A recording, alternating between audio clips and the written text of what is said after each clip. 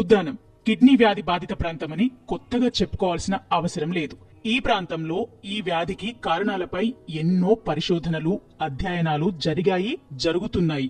మరోవైపు కిడ్నీ వ్యాధి బాధితుల సంఖ్య పెరుగుతూనే ఉంది. Indian council of medical research, Harvard university, AU, KGH, VIMS వంటివి ఉద్దానం కిడ్నీ వ్యాధి బాధితులపై పరిశోధనలు చేశాయి. రసాయనాలతో కూడిన భూగర్భ జలాలని తాగునీటిగా ఉపయోగించడం కిడ్నీ వ్యాధులకు కారణమని ఎక్కువ పరిశోధనలు తేల్చాయి. దీంతో ఉద్దానానికి బయట ప్రాంతాల నుంచి శుద్ధ జలాలను అందించడమే మార్గమని భావించిన ప్రభుత్వం హీరమండలంలో 700 కోట్లతో చేపట్టిన ప్రాజెక్టే ఇది.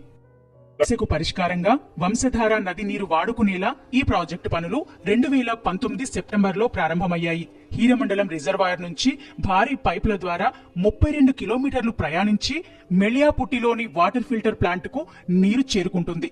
ఆ తర్వాత ప్రీ సెటిలింగ్ ఛాంబర్ ద్వారా పెద్ద పెద్ద పార్టికల్స్ ను తొలగిస్తారు. ఆ తర్వాత ఏరియేషన్ ప్రక్రియలో హానికరమైన రసాయనాలు, వాయువులు తొలగిస్తారు.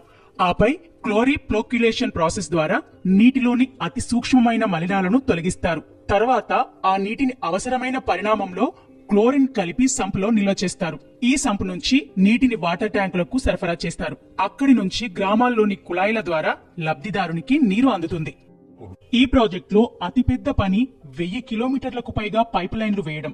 దానిని విజయవంతంగా పూర్తి చేశామని మంత్రి సీదిరి అప్పలరాజు తెలిపారు. ఉద్దానం ప్రాంతంలోని 7.5 లక్షల జనాభా రోజువారీ నీటి అవసరాలను 2050 నాటి వరకు లెక్కవేసి మరీ ఈ ప్రాజెక్టు నిర్మించామని అధికారులు తెలిపారు. నీటి సరఫరాలో ఏడాది పొడవునా ఎటువంటి ఇబ్బంది ఉండకుండా ఏర్పాట్లు చేశారు. ఇందుకోసం డెడ్ స్టోరేజ్ 2.67 టీఎంసీలుగా ఉన్న హీరమండలం రిజర్వాయర్ నీటిని వాడుతున్నామని అధికారులు చెప్పారు.